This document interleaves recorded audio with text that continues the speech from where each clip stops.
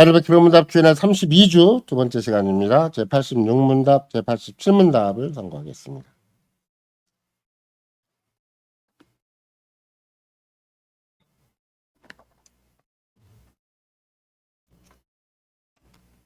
제86문답, 우리 자신의 어떤 공로도 없이 오직 그리스도를 통한 은혜로만 우리의 비참에서 구원받았는데 왜 우리는 지금 그래도 선행을 해야 합니까? 왜냐하면 그리스도께서 그의 피로 우리를 구속하셨을 뿐 아니라 또한 그의 성신으로 우리를 그의 형상이 되도록 새롭게 하심으로 우리는 우리의 전 생활로서 하나님 베푸신 은택들에 감사하고 우리로 말미암아 하나님이 찬양 받으시도록 하기 위함입니다. 더 나아가 우리 스스로 믿음의 열매로서 우리의 믿음의 확신을 얻고 우리의 경건한 생활로서 우리의 이웃들을 그리스도를 위해 얻고자 함입니다. 제87문답 감사치도 않고 회개하지도 않는 생활로부터 하나님께로 돌이키지 않은 자들도 구원받을 수 있습니까? 결코 그렇지 않습니다. 성경은 음란한 자, 우상숭배자, 가늠하는 자, 도둑질하는 자, 탐욕스러운 자, 술 취하는 자, 욕하는 자, 강도나 그와 같은 자들은 하나님의 나라를 상속받지 못한다고 말씀합니다. 예수 그리스도의 사랑하는 성도 여러분, 우리는 32주, 특히 86 문제에 보면 우리 자신의 어떤 공로도 없이 오직 그리스도를 통한 은혜로만 우리의 비참에서 구원받았습니다. 라고 일단 앞에 있는 모든 고백을 요약하다시피 한 거라고 그랬죠. 다른 말로 얘기한다면 제2부, 제 두 번째 단락인 우리의 구속에 관하여 그걸 종합적으로 요약한 말이 이 문제에 다 담겨 있다 얘기를 하는 거예요. 오직 은혜로만 우리는 구원을 받는다. 오직 은혜로만 구원받은 자가 가지는 삶의 형태가 어떤 것인가, 또는 구원 이후의 삶이 어떤 것인가, 그러면 선행이다, 이렇게 딱 정리가 되는 거죠. 선행. 만약에 이걸 연결시키면 어떻게 되겠어요? 구원론에 부실한 사람, 구속론에 부실한 사람은 선행도 하지 않는다, 이렇게 되는 거예요. 선행이 뭔지를 몰라요. 뭔지를 모르니까 자꾸 아까 말씀드린 것처럼 대외적인 활동만 하고 교회적인 활동만 하려고 그래요. 아까 베드로 후서만 당장 보더라도 자기 남편에게 하라는 거잖아요. 남편에게 선행을 하라는 거예요. 끝까지 선행하라는 거예요. 절대 화장하지 말고, 절대 치장하지 말고, 마음에 온유한 심령으로 끝까지 온유한 심령 갖고 주님 앞에 쓰임받기를 간구하라는 거예요. 이게 베드로 사도가 얘기할 때 부부가 성실하게 예수 믿는 사람을 가르치는 게 아니에요. 이미 남편은 불신자예요. 근데 절대 화장 같은 거 의복을 꾸미지 말고 막 그거 가지고 막 생색내거나 그거 가지고 막 괜히 뭔가 조건을 삼지 말고 마음에 온유한 심령으로 끝까지 주님 앞에 살아라. 그럼 주님은 정말로 너를 쓰셔서, 그렇죠. 뭐 초창기 교회는 다 그랬을 거 아니에요. 처음부터 차라리 아담 때는 아담 자체가 하나님 앞에 성인으로 등장을 했지만 그 이후에 타락한 인간은 천하 그 누구라도 다 자연스럽게 죄된 본성을 타고나기 때문에, 더군다나 이미 베드로를 통한 그 흩어진 12지파의 사정을 본다면 그 만만치 않은 현실적인 도전에 직면한 자들이잖아요. 근데 그걸 표현할 때 뭐라고 표현하는가 그러면 아무 공로도 없다. 우리 안에 아무런 어떤 공로도 없이 오직 그리스도를 통한 은혜로만 우리가 구원받았다. 그걸 절실하게 느끼는 자, 철저한 100% 구원론을 느끼는 사람은 당연히 두 가지예요. 하나는 절대 자기 것을 안 내서 하는 거하고, 또 하나는 진짜 자랑할 게 구원밖에 없다는 거예요. 절대 자기 것을 안 내세워요. 당연히 자랑할 게 내세울 게 구원밖에 없어요. 구원밖에 없는데 다른 걸 자꾸 포장해갖고 뭐 내놓으려고 하고 구원 플러스 알파를 내놓으려고 한다면 제가 아까 잠깐 광고 드린 대로 카위퍼리안이 돼요.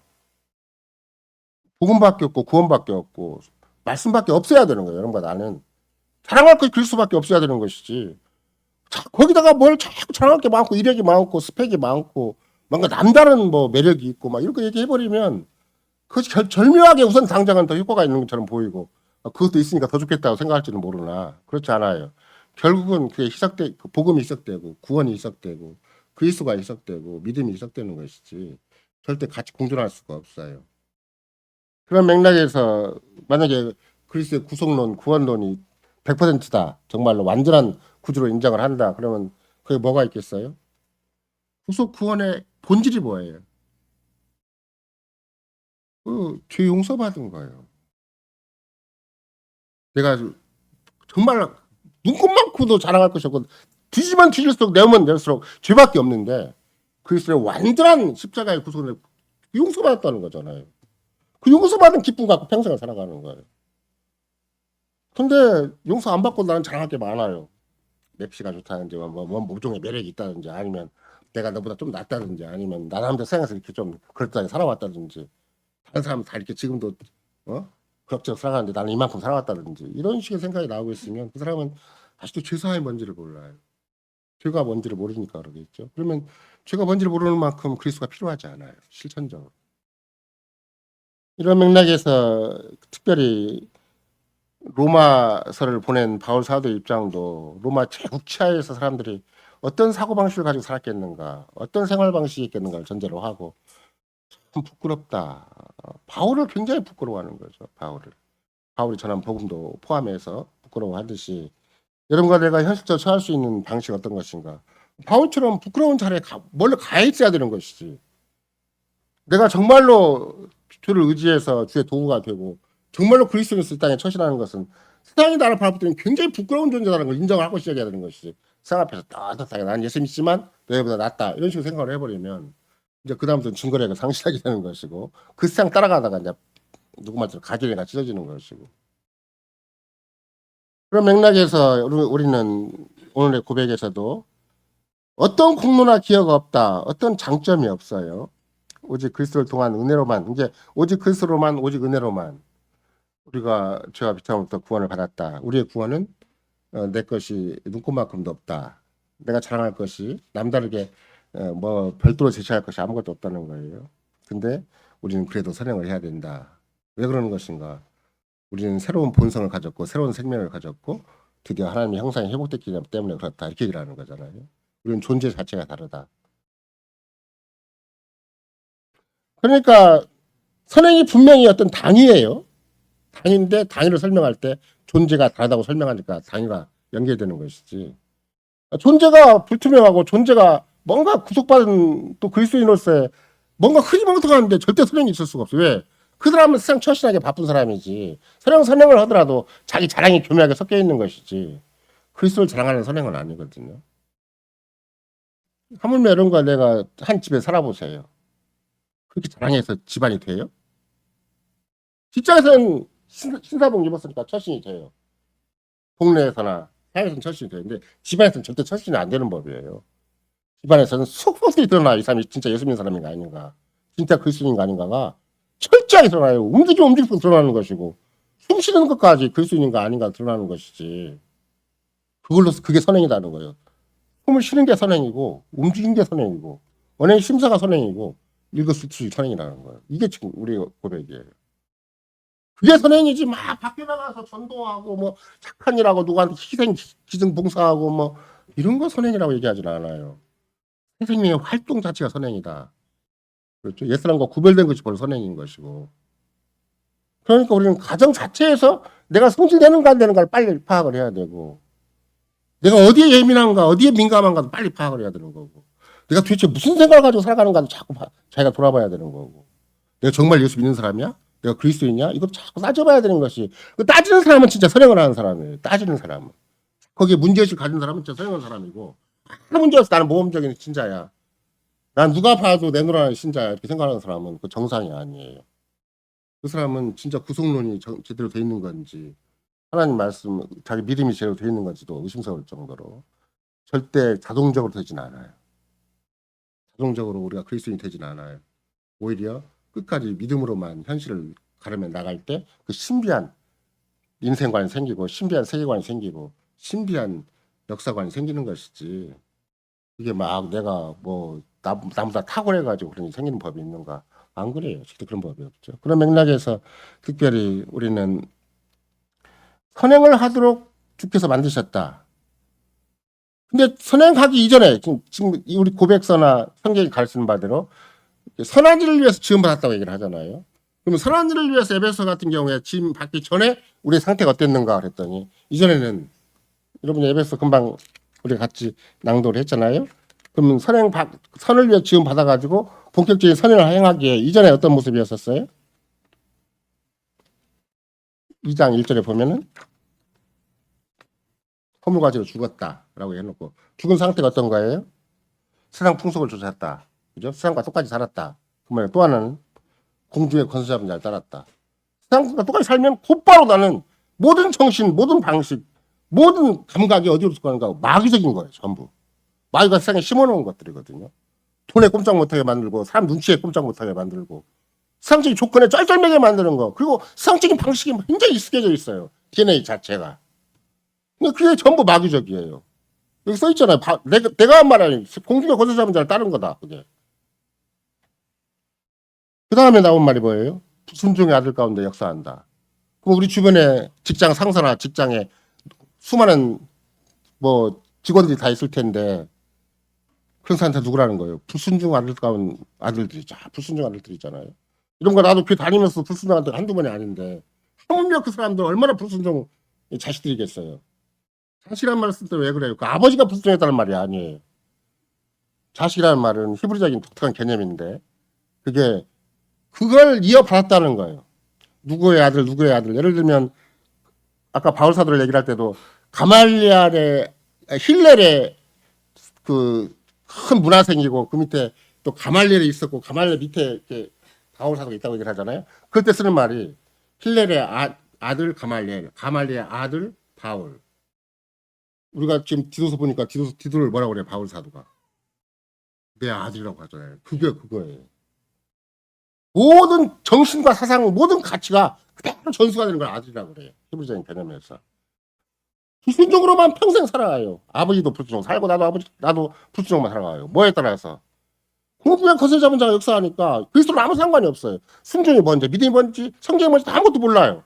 무조건 불순종에 체질화된 그런 삶을 불순종의 아들이라고 그래요. 세상적인 이치는 굉장히 밝아요. 여러 인생도 살 수가 있어요.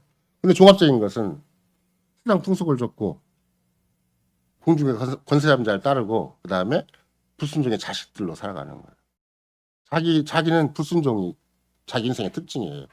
자기는 혼자 똑똑하죠. 근데 종합적인 건 불순종이에요. 불신과 불순종이 자기 인생의 그 유일하게 요약된 용어가 서양 사람인 것이지. 근데 그게 서양 사람만 그랬던 것이 아니라 에베소 교인들도 이전에 그렇게 살았다는 거예요. 자기 원래 그런 존재였는데 뭘로 바뀌었다는 거예요. 8절 그 은혜로 말미암아 은혜로 인하여 믿음으로 말미암아 구원 얻었나니 구원 얻었죠. 이제 저희 우리에게서 난 것이 아니에요. 사람의 노력이 1%도 가담이 안 됐어요. 그래서 너희에게 난 것이 아니라 하나님 선물이다 해놓고 행위에서 난 것이 아니다. 왜 그래요? 자기 안에 눈꽃만큼 자랑할 것이 없기 때문에 그렇다. 라고 얘기를 해놓고 마지막 10절에 뭐라고 써 있어요? 다시 만들었어요. 하나님 우리를 다시 만드셨어요. 겉으로 보기에는 그 인간이 그 인간처럼 보이지만 똑같은 이목구비 똑같은 사지가 멀쩡한 것처럼 보이고 옛날 그 인간이 지금 인간이다 그렇게 생각되겠지만 안 그래요. 하나님 다시 만드셨어요. 옛사람을 근거로 해서 타락한 죄인을 근거로 해서 하나님 다시 만드셨어요. 왜? 그래서 예수 믿게 만든 거예요. 예수 믿었다는 것은 다시 만든 것이지 근본적으로 영혼이 바뀌어진 것이고 생명이 바뀌어진 것이고 지식, 지성, 감성, 의지가 달라진 것이지 똑같은 사람이 아니에요. 똑같은 인생이 아니에요. 다시 만들었는데 왜 만들었다 그래요? 정말 하나님의 작품이 됐어요. 그리스도 안에서. 근데 선한 일을 위해서 지으심을 받은 자다 이렇게 써있죠. 선한 일을 위해서. 그게 선행이. 하나님이 보시기에 좋은 일을 위해서. 이런 거 나는 세상이 보기에 좋은 일을 하는 게 아니라 하나님이 보시기에 좋은 거 뭐겠어요? 창조와 구속이죠. 창조와 구속. 아까도 하나님이 전능하시다 할 때는 창조하신 하나님이시고 그렇죠? 끝까지 언약을 완성하시는 하나님이기 때문에 성취하시는 하나님이기 때문에 전능하시다고 얘기를 하듯이 그러면 하나님 보시기에 좋으신 것이 선하다고 얘기를 하는 것이지 우리끼리 그냥 적당히 착한 일을 하라 그런 말이 아니에요. 그냥 교회 전도 많이 해갖고 많이 데려오고 이런 말이 절대 아니에요. 하나님이 보시기에 원래 이 땅에 사람이 존재케 하신 목적이 있어요. 그렇죠? 그래서 창세기 1장만 본다 할지라도 근본적인 하나님이 보시기에 좋았더라 얘기를 할 때 한 목적적이다. 하나님 창조하신 목적에 부합된다 이렇게 얘기를 했잖아요. 그러면 여러분과 내가 다시 그리스도 안에 새로 지원받았으니까 어떻게 되겠어요? 하나님이 재창조하신 목적에 부합된 인생이 여러분과 나다 이렇게 되고.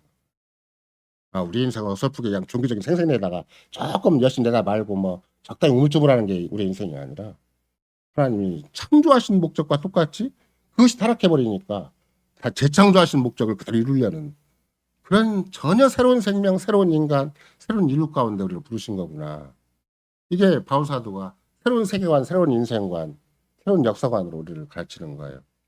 그러니까 결국은 그리스도 구속이라는 건 뭔가 그냥 예수 믿고 그냥 죄 용서받고 조금 구원받았다 그런 게 아니에요. 예를 들면 오전 시간에서도 계속 37편이나 10편, 40편의 가르침 그런 거잖아요. 바울 사도가 정말로 그때가 복음을 부끄러워하지 아니한다. 이건 하나님의 능력이 이 복음에 나타났기 때문에 그렇다고 했대. 그 구원의 능력, 그 구원이라는 자체가 무엇인가? 그 생명성이에요. 생명성. 그 존재가 현저하게 달라진 거예요. 존재 가치가 제대로 회복되는 거예요. 원래 사람다운 가치가 회복된 것이 구원이란 말이지. 죽은 다음에 그 인격이 어떻게 움직이는 건지 그 자기들이 어떤 인간관계를 가는 건 우리는 몰라요. 죽은 다음에. 지금 인간이 달라요. 생각하는 게 다르고 감성이 다르고 의지가 다르고 영혼의 기능이 다르다. 그러니까 이런 거 나는 대화를 할 때 내가 지금 새로운 지성으로 대화하고 있는 것인가? 아니면 옛 본성에 의해서 대화를 하고 있는 것인가? 그럼 새로운 본성에서 대화를 하려면 어떻게 해야 되겠어요? 무조건 그리스도를 인정을 해야 되고 성신을 의지해야 되는 거예요. 왜? 그 사람이 새 사람이고 드디어 알아봐요. 그리스도를 알아보고 하나님 알아보고 성신을 알아보는 게 새 사람이지. 새 생명이지. 옛 생명은 전혀 그걸 몰라요. 자기는 최고의 인간다운 사람들 이것이 인생이다 하고 큰소리 치고 살아가죠. 로마 제국의 모든 시민권을 가진 자들처럼 로마 황제를 위해 살든지 아니면 로마 신을 위해 살든지 아니면 자기 완성을 위해 살든지 자신을 위해 살든지 전부 자기가 최고예요. 인간은 최선의 능력을 발휘하면 그래도 남보다 낫겠지라는 생각을 가지고 있고 내 행복, 내 안정, 내 구원은 나에게 있다 그렇게 생각을 하는 거죠. 천하의 모든 교육기관이 다 그렇게 가르치죠. 만약에 여러분과 내가 일반 학교에서 뭐 가르치거나 내 자신을 가르칠 때 야 인생은 재수복이야. 그러니까 너 맨날 애써도 소용없어. 이렇게 가르쳐봐요. 부모가 좀 시원할 거 아니에요. 이런 부모가 어디가 있겠냐고. 근데 우리는 그렇게 가르치는 거예요. 네가 백날 수고해도 안 돼. 그거 주님의 은혜가 필요한 거야. 주님의 제사함이 필요한 것이지. 너는 네 혼자 발봉 쳐도 죄가 문제가 한번 뒤집어지면 지금 단호하게 세상이 망할 때도 망하는 것이고 너는 평생 지혜롭게 살았다고 하고 남들에게 살았다 할지만 주님이 무효화시키면 하루아침에 무효화가 되는 거예요. 그냥 이슬처럼 사라지는 인생이고 그냥 진토처럼 무너진 인생인 것이지. 그 대단한 인생이 아니에요.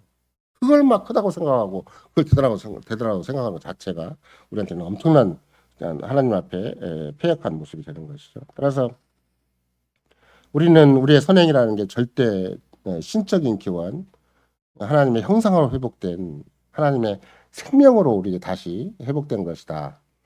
타락한 본성이 없다고 하고 그것이 전혀 우리 안에 완전히 배제됐다고 생각할 수는 없으나 옛 생명도 있어요 우리 안에 옛사람 기질도 있고 옛 자아적 본성도 다 있어요. 하지만 전혀 새로운 생명이 자꾸 나타나는 거예요. 그걸 회개라고 하고 그걸 성화라고 하고 그걸 선행이라고 하고 그걸 하나님이 기뻐하신다고 그것을 하나님이 보기 좋다고 얘기하는 것이지. 이 온 인류가 60억 인류가 한뜻이 되어서 와서 무슨 큰일을 했다. 그럼 하나님 그거 기뻐하시겠냐. 100만 200만이 모여서 저쪽 광화문 앞에 가서 집회를 해가지고 동성애를 거부했다. 그러면 하나님 기뻐하시겠냐고. 그런 거 아니에요. 하나님 보시기에 좋은 것은 사람이 달라지는 거예요. 사람에게 구속의 효과가 드러나는 거예요. 사람에게 하나님의 영이 활동하시는 거예요. 그러니까 가정생활이 필수적인 거예요. 가정에서 내가 왜 밥 먹고 살지? 왜 숨 쉬고 살지? 왜 아침을 일어나고 밤늦게 수고의 떡을 먹는 것이지? 그것이 전혀 새 사람으로서. 그러니까 똑같은 직장에 가도 전혀 나는 목표와 가치와 원리가 달라요. 세상 사람 막 직장에서 막 그 아기 같은 생존 경쟁 같은 그 치열한 현장에서 자기 살아남는 것이 방식이겠지만 자기끼리 또 잘 먹고 잘 사는 게 그 방식 목표겠지만 우리는 그런 거 아니에요. 끝까지 어떤 곳에 있다 할지라도 주의 영광 아니고 주의 뜻이고 주의 나라이고 주의 교회인 것이지. 그러니까 주기도문이 일상의 기도가 되는 것이지. 주기도문 빼놓고 내 삶의 가치나 목표가 내 원리가 따로 있지 않아요. 그런 맥락에서 여러분과 나는 선행이라는 것이 그냥 떡 떨어져 가지고 행동의 결과만 얘기하는 것이 아니라 분명히 선행은 당인데 당이 이전의 존재가 우선돼야 되는 것이다. 우리가 전혀 새로운 그리스도 안에서 새로운 존재가 된 것이고 새로운 생명이 된 것이고 전혀 새로운 영혼을 가진 자가 된 것이고 심지어 그 영혼의 기능에 따라서 몸도 움직여요. 이제. 그렇죠. 몸이 닳도록 가서 직장에 헌신하고 막 돈 버는데 뭐 그렇게 안 해요. 오히려 몸이 닳도록 쓰는 것은 하나님 언약의 법이고 하나님 말씀이고 하나님의 교회고 또 나는 주님이 나에게 맡겨주신 영혼들이고 그런 것이지. 세상사가 똑같이 막 성공하고 출세하고 거기에서 막 잘 희낙락하고 살라는 것이 우리 인생의 목표가 아니에요.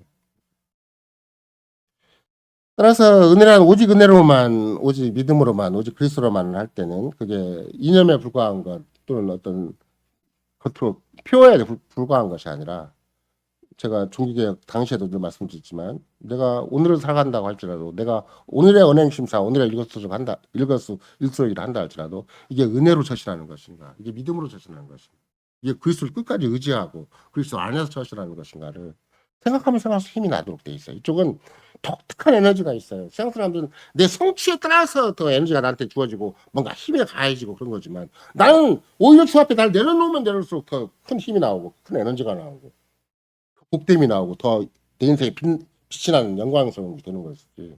세상을 아까도 포기하면 포기할수록 더 나는 훨씬 더 하나님 은혜의 왕국을 내 손에 쥐게 되는 것이고 천국이 내 것이 된다는 확신이 생기는 것이지. 세상도 딱 쥐고 교회를 딱 쥐갖고 아무리 섞어도 안 섞어져 이거는. 절대 섞어질 수가 없어요. 그러니까 교회는 절대 돈으로 되는 것도 아니고 사람의 수로 되는 것도 아니고 오직 하나님의 능력으로만 그리스도의 구속의 은혜로만 성신의 내주하심으로만 되는 것이 교회 이것이기 때문에 우리는 세상의 질서와는 현저하게 다른 별도의 나라를 산다. 왜 담대하게 세상을 포기할 수 있는 게 왜 그러는 것인가? 그거 세상 보면 볼수록 전부 헛거예요, 헛거. 껍데기만 그렇게 보이고 화려하게 보이고 막 내 행복을 막 그것같이 보이지. 따지고 나면 전부 다 하나님 앞에 저주받을 거, 심판받을 거, 같이 망할 것밖에 없는 것이지. 거기다가 내 명함을 내밀고 거기다가 내 생각을 뒤밀고 거기다가 내 인생을 뒤밀 이유가 하나도 없어요.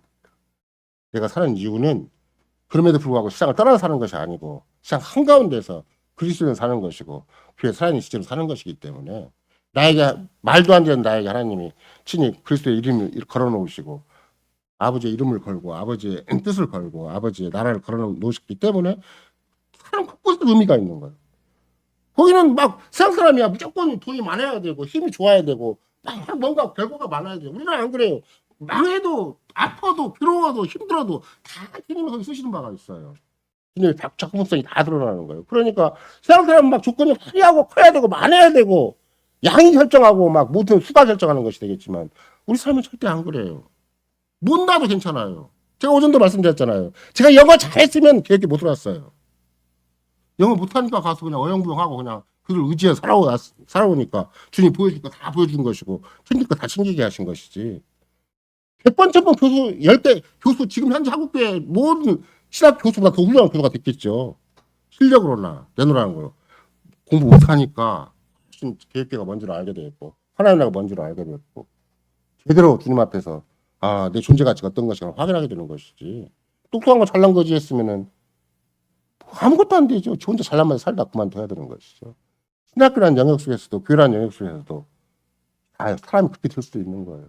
그러니까 악인의 길을 좇지 아니하고 주인의 길에 서지 아니하고 오만한 자의 자리에 앉지 아니한다는 것이 더 생생해지는 거죠. 아, 이게 진짜구나. 주님이 진짜 알아주시고 주님이 진짜 인정해 주시고 주님이 진짜 함께 해 주시고 주님이 늘 복을 주신다는 나 같은 사람에게 있다고 확신이 드는 것이지. 막 박사학위를 받고 막 신학교에서 강의도 하고 옛노란 막 교회 큰 교회가 되어가지고 대내외적으로 막 정치적 활동도 하고 그래야 되는 것인가? 전혀 그런 거 아니에요.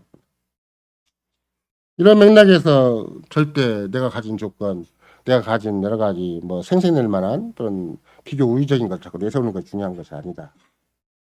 오히려 전적으로 하나님께서 죄사함을 주시고 의롭다 하시고 전적으로 나를 완벽하게 당신의 능력과 당신의 은혜로만 나를 구원하셨다. 그러니까 지금은 구원받은 자로 오늘 살아가는 것이고 구속받은 자로 살아가는 것이죠. 그러니까 구원이 하도 왜곡되고 있고 또 너무나 피상적으로 이해가 되고 있으니까 바울 사도가 로마 교회 교인들을 향해서 편지를 쓴 거예요.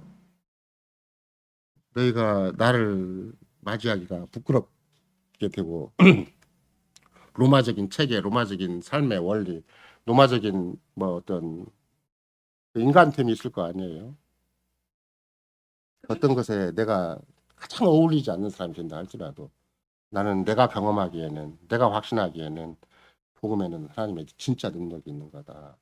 세상을 뒤집어 엎을 만한 능력이 있고 제가 오전 시간에 결론적으로 말씀드린 것처럼 로마 제국이라도 무너뜨릴 만한 큰 힘이 이 복음 안에 있고 믿음 안에 있고 그리스도 교회 안에 있는 것이지.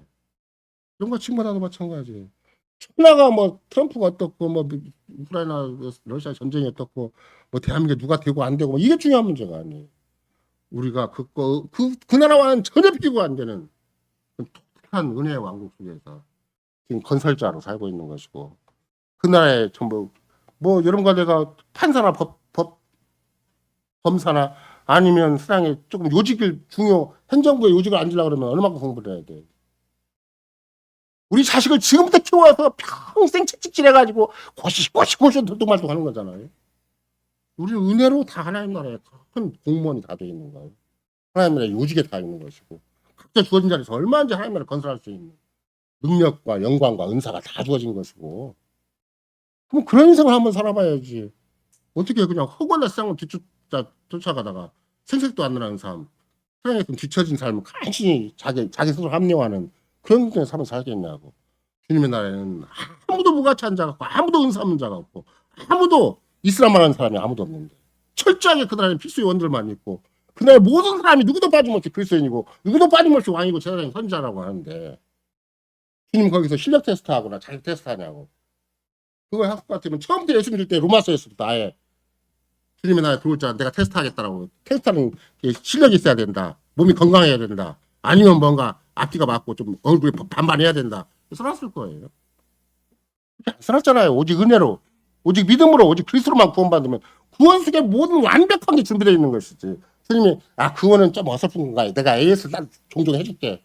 그게 구원이냐고. 인간의 인간됨이 완벽하게 완성될 수 있을 만큼의 모든 보화가 그리스도 안에 다 담겨 있으니까 진짜 구원이 우리한테 있는 거예요. 미래적인 구원도 말할 것도 없지만 지금 나에게 주어진 어떤 삶의 현장, 어떤 삶의 문제, 어떤 인간성, 심지어 내가 내 인생을 망하게 하고 실패하게 하고 그 다음에 자기도 모르는 트라우마가 잠들어 있어서 꿈새가 나타난다 할지라도 쉽게 맡기는 방법이 있고 주로 말하면 풀어가는 방식이 있고 그 앞에 온전하게 되는 그럼에도 불구하고 주의 나라와 주의 뜻과 주의 영광을 도모할 수 있는 무한한 가능성이 우리한테 주어져 있는 것이지. 너 그거 다 정리하고 와. 너 그 문제 다 네 혼자 알아서 풀고 와. 이런 법 하나도. 아무리 지저분한 거라도 주님 앞에 정리될 수 있는 방법이 있고 아무리 죄악된 거라도 주님 앞에 쭉 내놓고 그 풀어가는 방법이 있고 세상에 형편없는 인생이라도 얼마든지 그 인생을 가지고 주님의 나라에 주님의 교회 유일하게 쓰임받을 수 있는 모든 조건이 주님 앞에 약속되어 있는 것이지. 막 이렇게 푹푹 노력해갖고 막 정말 되었다가 다될것 같아 툭 떨어져 버리고 더 경쟁 사회가 더 치열한 사회이 나오면 툭 떨어져 버리고 그런 사회 살가 그런 생존 경쟁의 처절한 현실 가운데 살아가는 게 아니에요. 주님 앞에 나를 맡기기만 하면 아무도 쓰임 받고 그렇죠? 하다못해 지난번에 말씀드린 것처럼 이스라엘 왕국 솔로몬 제국하에서는 창녀 같은 사람들도 돌보심을 받잖아요. 하나님의 그 솔로몬이라는 중부적 통치자에 의해서.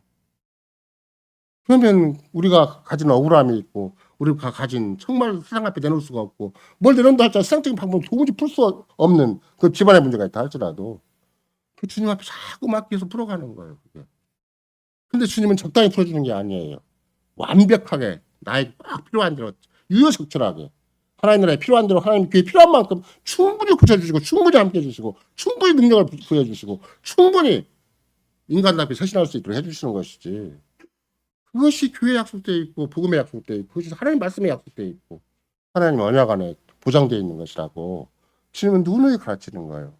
믿음이 있으면 그걸 충분히 쓸 수가 있을 텐데 믿음이 없으니까 자꾸 마음이 세상 끌려다녀 이렇게 열이 끌려다니고 그러니까 끌려다니면 끌려갈수록 이제 어떤 심정이 생겼는가 컴플렉스가 생기죠. 상처가 생기고 트라우마가 생기고 벽이 다 생겨 이제 그쪽에서는 트라우마 때문에 안 된다고 그러고 그러니까 막 최근에도 뭐 계획교는 아니지만 계획교에서도 그걸 전혀 무관심하거나 그걸 무효하다 생각지 않지만 상담 심리학이라는 것이 있어가지고 그래서 제가 그 목사님들한테 보인 책이 있어요. 게리 콜린스라고 전 세계 유명한 상담 심리학가 그것도 기독교인 또는 목회적인 상담 심리학가가 있거든요. 책이 이렇게 두꺼워요. 성경보다 훨씬 더 두꺼워요. 3층 와서 보세요. 개혁교회는 그걸 딱 이렇게 덮어놔요.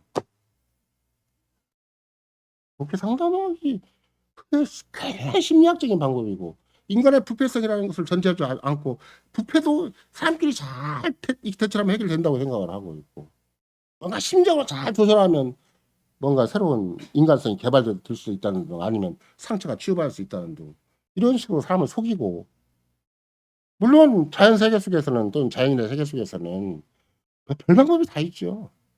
거기는 과학도 있고 의학도 있고 다 있는 것인 만큼 그러나 여러분과 나는 죽으나 사나 뭘로 해야 돼요?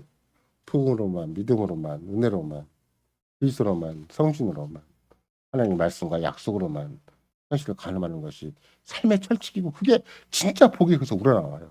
한없는 복이 나와요. 한없는 복. 누가 뭐래도 복된 자라고 나도 확신하고 남도 확신 남에게 자랑할 수 있을 만큼이 생기는 것이지. 그냥 남들이 보기엔 저게 복된 자인가. 만약에 다윗 같은 인생이 자기 인생 전체 엄청난 실패로 말미암아 집안이 망하게 풍비박산되고 하나님의 교회 하나님 나라까지도 저렇게 지리멸렬하게 된다고 생각을 해보세요. 그럼 시편이 나왔겠어요? 그 위대한 시편이 나왔겠냐고.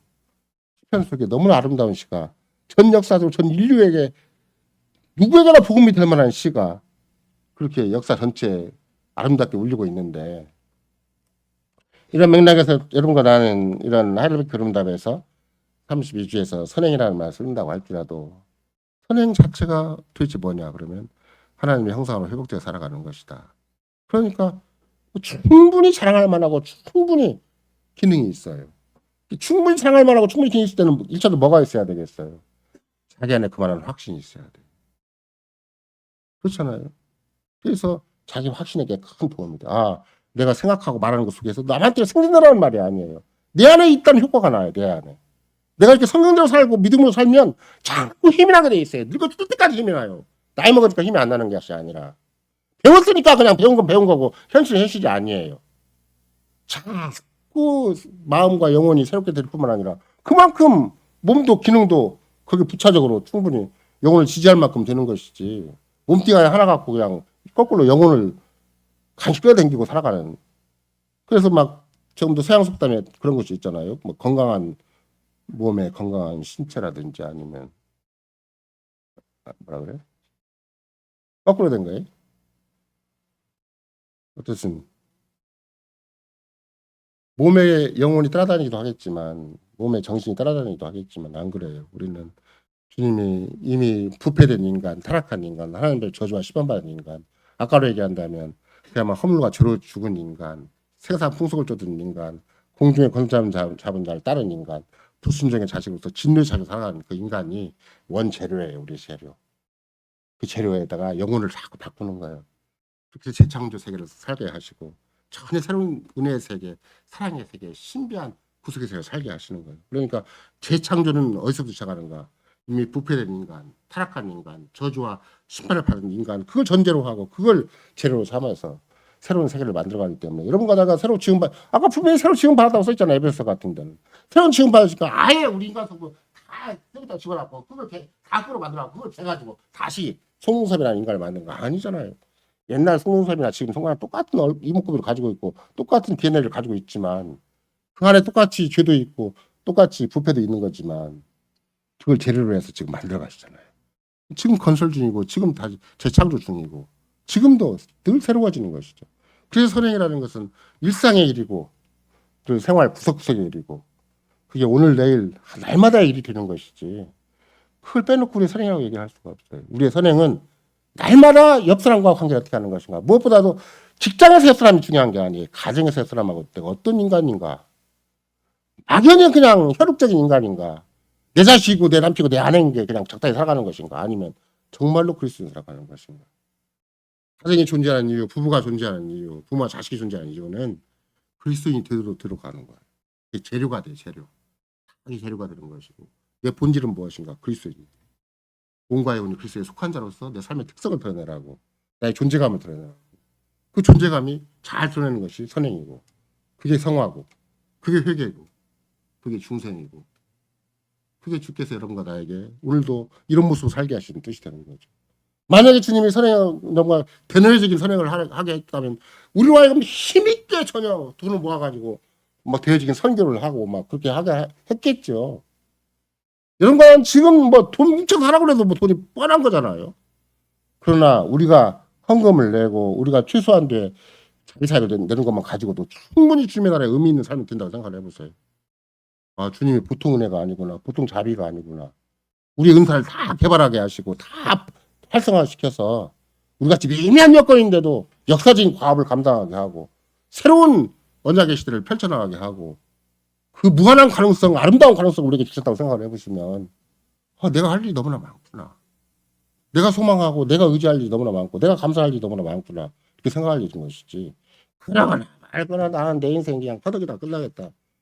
남들 알거나 말거나 나는 내가 알아서 인생 하겠다. 그렇게 한다면 잘 살아도 문제고 못 살아도 문제고 못 살면 못 살 만큼 허덕일 것이고 잘 살면 잘 사는 만큼 자기 자랑이나 하고 세상과 똑같이 흘러갈 거 아니에요. 이런 맥락에서 여러분과 나는 한사코 우리에게 주신 구속의 은혜라는 것이 절대 무의미한 것, 있으나마나한 것, 그렇게 무기력한 것이 절대 아닌 것이다. 구속 자체는 완벽하게 전혀 새로운 삶을 살도록 하는 것이고 궁극적으로는 하나님의 형상으로 회복되게 하시는 것이고 하나님의 작품으로 이 땅에 살게 하시는 것이다. 그러니까 이 작품성을 언제 확인하는 것인가? 주를 의지하고 성경을 읽고 그렇게 주님 앞에 신실하게 나를 언약 가운데 살아가면 갈수록 더욱더 나의 하나님의 작품성을 내 모든 영역에서 내 모든 인격에서 내 모든 삶에서 또는 이 교회적인 모든 여건 속에서 충분히 하나님이 확인케 해주시고 그 열매를 쓰고자 하신다. 이런 것을 이 고백에서 우리에게 충분히 가르칩니다. 아멘.